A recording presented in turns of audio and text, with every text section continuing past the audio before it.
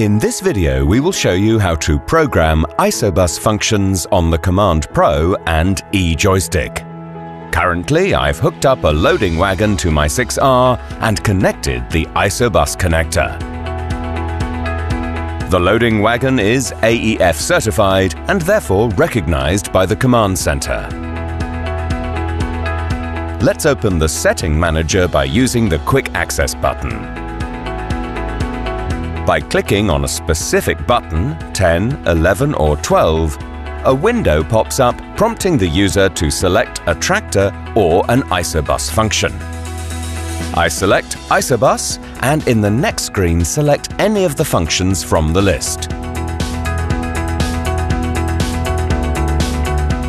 In this case, I've assigned the lights. By default, rocker switches only allow pairs of tractor functions such as rising, lowering, SCV extension, retraction. In order to assign an isobus function to the rocker switches A, B, C or D, press the Info button and activate the CommandPRO switch independent mode for the desired rocker switch.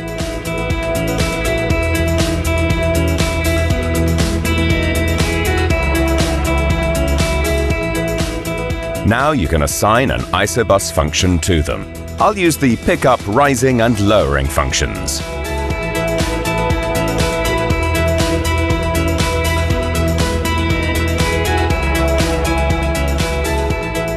In a similar way, I can assign any isobus function from my implement to the Joystick buttons.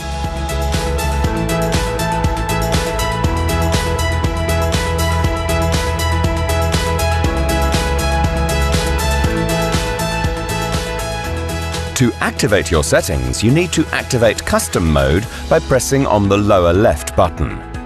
You also need to activate ISO Aux by pressing the center button. After the joystick is unlocked, the green LED indicates you can use it. Once I'm done, I'm going to save this configuration. Click on Save Load, Save Current Configuration, and Confirm.